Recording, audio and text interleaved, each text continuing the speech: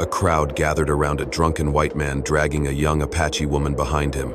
She was just over 19, her once beautiful face now pale, her lifeless eyes fixed on the ground. The husband shouted out, trying to sell her like a cheap piece of merchandise, laughing bitterly without even attempting to hide his contempt. She cannot bear children. She is useless, as worthless as a lame horse. No one made an offer. No one wanted to get involved. In this town, an Apache woman who could not have children was considered disposable. But Silas could not take his eyes off her. In those deep, dark eyes, he did not see weakness or worthlessness. He saw the pain of betrayal and the resilience that still clung to a heart crushed too many times. Without saying a word, he stepped forward and laid down enough money to buy both her and the scrawny horse beside her. The drunk man laughed, shoved the money into his pocket, and disappeared into the crowd. She remained standing, frozen in disbelief at what had just happened. "Come on," Silas said gently. "No one gets to put a price on your life." And so began the journey of two wounded souls, neither of them knowing that from that moment on, their fates would be changed forever. The rickety wagon rolled away from the livestock market, leaving behind mocking laughter and the pitying stares of strangers. During the long ride back to the ranch, the Apache woman sat in silence beside Silas, her hands clenched tightly in her lap, eyes staring blankly out at the vast, desolate plains. She had not spoken a word, had not even glanced at him, as if her heart had long since locked away every feeling. Silas's ranch sat isolated on the western edge of Texas, just a small wooden cabin, weathered gray by sand and wind, a crooked horse stable, a rotting fence, and a few acres of dry, cracked earth waiting to be tilled. But in that lonely place, for the first time in years, the Apache girl was free. No more rough hands, no more contemptuous stares, no more cruel curses. Silas did not ask her name, nor did he force her to speak. He simply showed her a small room beside the kitchen and placed a wooden board and a piece of chalk on the table. "If you need anything, you can write it," he said softly, then left her alone. The days that followed passed in a quiet, gentle rhythm. She began cleaning the dust-covered house, washing the worn blankets, and caring for the horses with a pair of hands so skilled it was almost magical. Though she said nothing, she seemed to understand them, stroking a sickly horse and knowing it had a fever, sensing when one was about to give birth or bolt in fear. Silas watched in silence. Every morning, he left a fresh piece of chalk on the table, added a few old books to her room, and whenever he returned from working the fields, he placed a small bunch of wildflowers on the windowsill, never saying a word, but in each quiet gesture, telling her, "You are safe here." One afternoon she wrote on the board in trembling handwriting, "I cannot have children." Silas read it, then sat down beside her, his gaze steady and calm. "Even barren land can bloom," he said gently. "We are not measured by what we lack, but by how we love this world." For the first time since they met, she looked up and met his eyes. Gone was the hollow stare of someone who had been sold like an object. In its place was the gaze of a soul beginning to believe it still had worth. That night, as silver moonlight poured into the wooden cabin, Silas sat on the porch while she quietly brewed him a cup of herbal tea. There were no words of thanks, just two people beginning to learn how to live together. Through small acts, mutual respect, and a language that needed no words. Presence. In the weeks that followed, life on the small ranch began to settle into a new rhythm. Quiet, unhurried, but no longer empty. The Apache girl no longer kept the distance she had in those early days. Though still silent and cautious, she began to reveal small habits, tiny fragments of a personality that Silas had never seen in anyone else.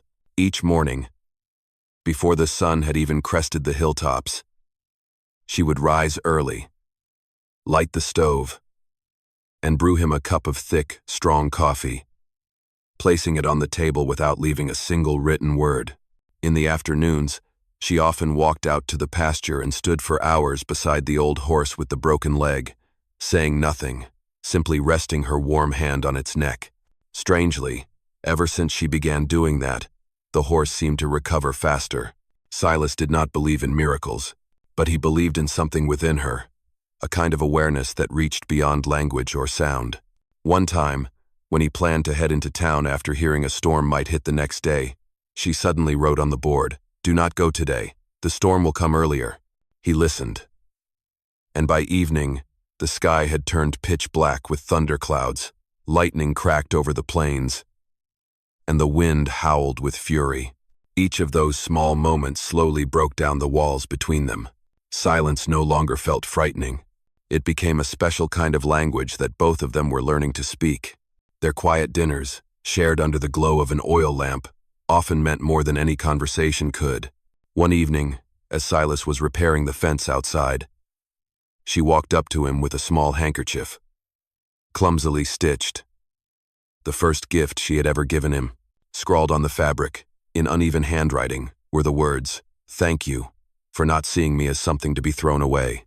Silas stood there for a long moment. And in that moment, he realized he had not only rescued a woman from a miserable fate, he was being rescued too. She was pulling him out of the loneliness he had thought would follow him for the rest of his life. That night, as the moon rose behind the hills, the two of them sat quietly together on the front porch. They said nothing. The night breeze carried the scent of dry grass and the soft hum of crickets, and deep inside their hearts, something was beginning to grow. Slowly, gently, but surely. Trust. The peace of the small ranch did not last long.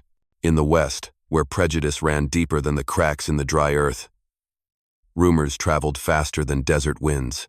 People began whispering about the Apache woman living with Silas Carrion and the strange things surrounding her. One cattleman claimed she could summon rain. Another swore she had seen the sickness before it struck his herd. And then, as prejudice tends to do, the story twisted and curdled. She is a witch. She brings bad luck. She will curse this land. From whispers to distance, Silas slowly became an outsider. At the saloon, no one greeted him. At the general store, the shopkeeper tossed goods onto the counter without looking him in the eye.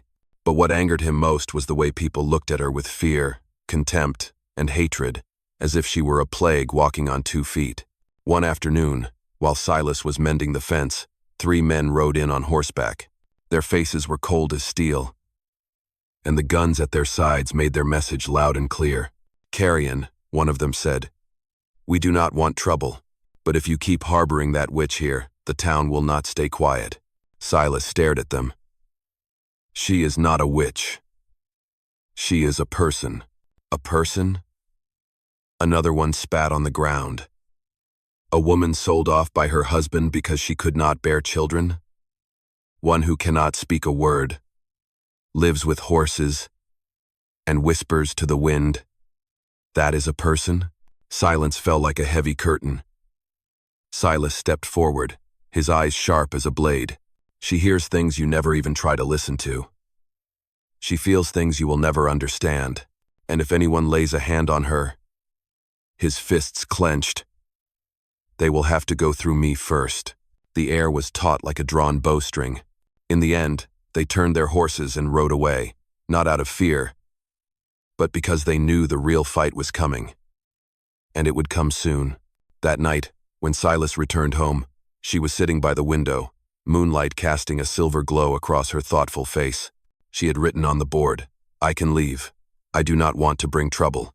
Silas read it, gently set the chalk down, and wrote in return, "If you leave, this place will return to the emptiness I lived with for years. I cannot go back to that darkness."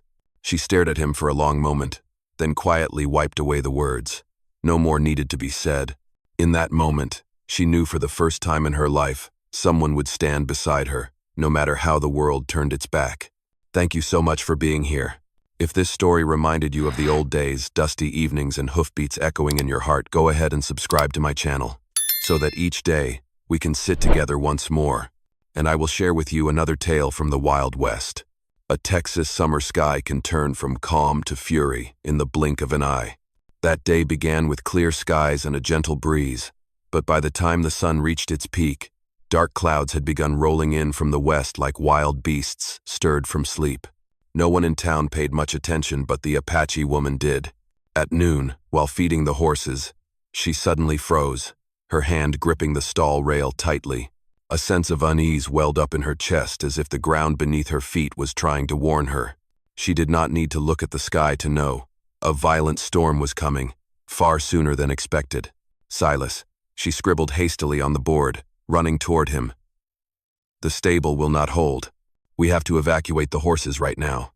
Silas looked up at the sky now dark purple, with thunder rumbling in the distance. He did not ask why. After all the months they had spent together, he had learned one thing. When she felt something, there was always a reason. The two of them sprang into action. Ropes were untied in a frenzy. Horses led out of the stables one by one, directed toward the higher ground where the earth was firmer. The wind began to scream, tearing at the roof and whipping sand into their faces like lashes. Lightning split the sky, and rain came crashing down in sheets. Just as the last horse was freed, a terrible crack rang out. The stable, old and weakened by years of wear, began to collapse. A heavy beam, weighing dozens of kilograms, came crashing down toward Silas. He tried to dodge, but it was too late. A sickening thud sounded as his body hit the ground. She screamed and ran to him. The wind and rain stung her skin. The mud made every step slippery and treacherous, but she did not stop. Silas lay motionless, blood seeping from his forehead and shoulder.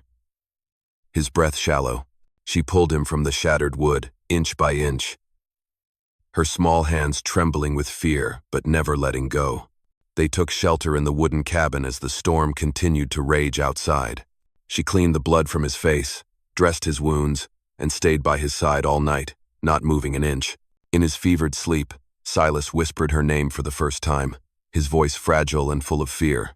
When dawn broke, the sky was clear, and the storm had become nothing more than a dark smear on the horizon.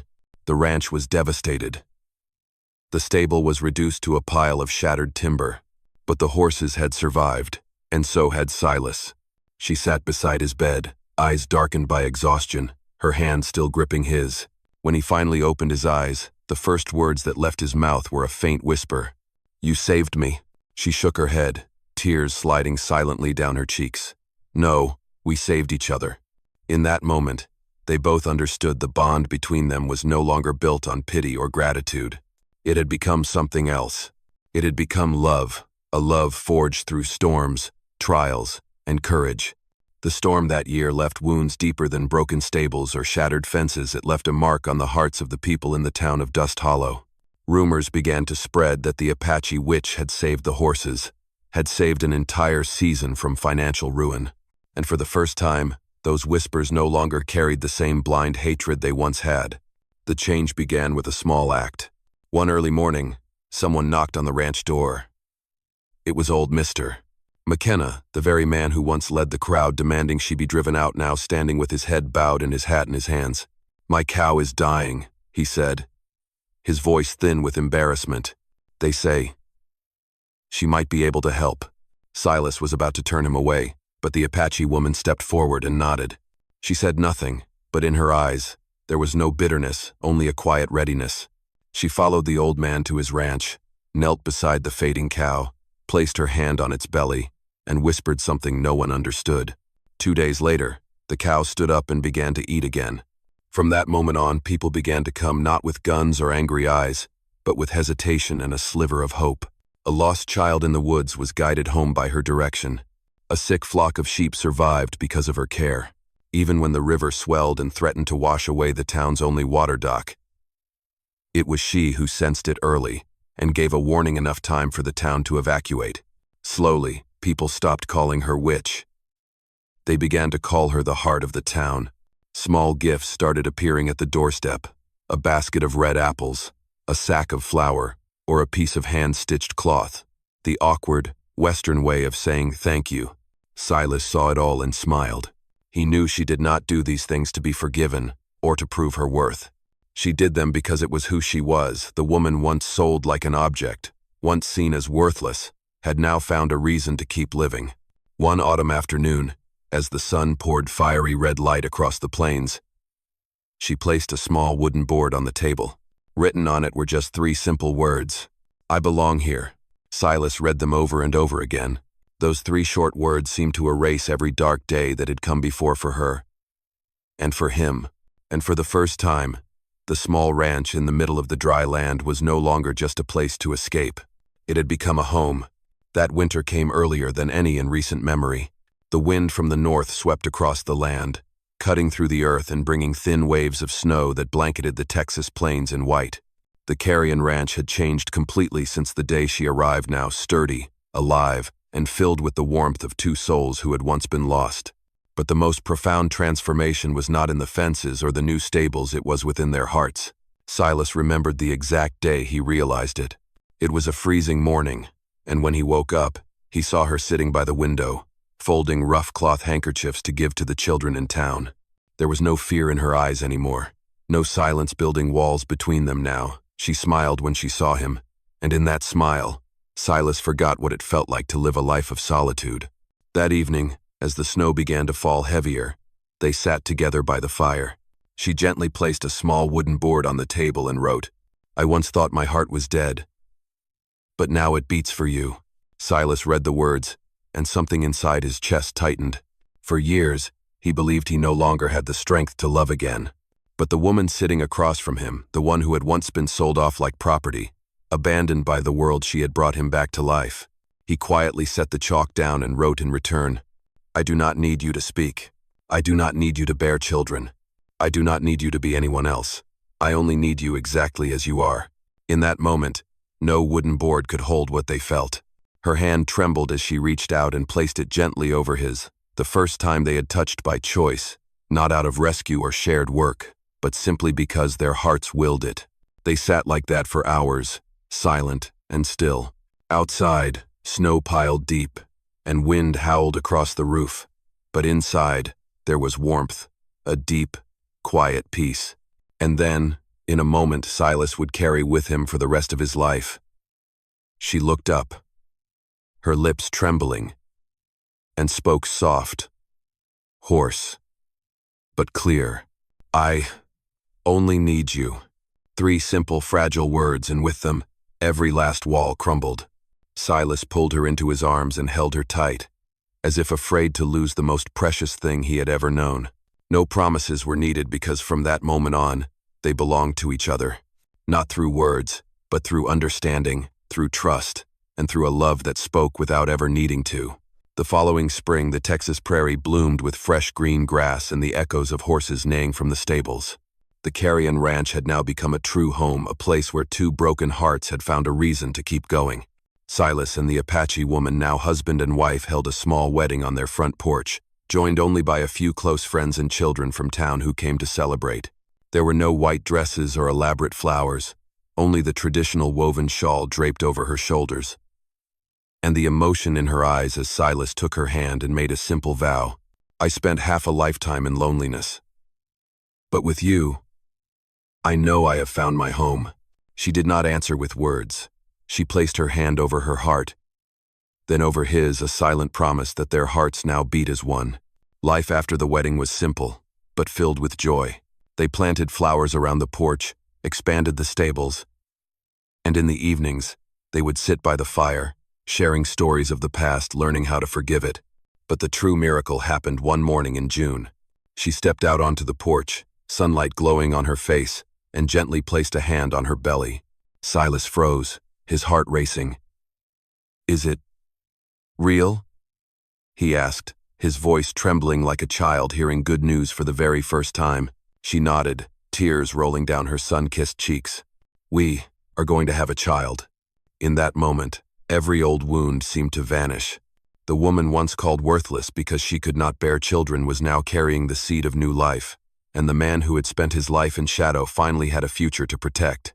They held each other tightly in the middle of that red clay yard, the prairie winds brushing past with the scent of fresh grass and wildflowers. No longer 2 outcasts, they had become a family. That evening, as the sun set behind the distant hills, Silas stood on the porch, her hand in his. "Maybe the heavens meant for 2 lost souls to find each other," he said softly. "And now, they have given us a miracle." In the golden glow of twilight, they looked ahead to a future no longer made for just the 2 of them, but one that would soon be filled with the laughter of a child. And in that wild, far-off corner of the West, they came to understand something simple and true. Real love can heal all wounds of the past, even at the edge of sorrow and despair. Love can bring you back. Dear friend, love is a miracle, meant for those who have been broken and still choose to believe. When two wounded hearts find each other, they not only mend what has been shattered, they create new life, a reason to keep going. And maybe that is the greatest gift this life has to offer. In the end, I truly wish you a life filled with love and happiness. I love every single one of you, the amazing audience of Wild West storytelling. Tell me what this story meant to you. Leave a comment below. Press 1 if you enjoyed this story. And do not forget to subscribe to the channel so you never miss the next thrilling tale from the Wild West.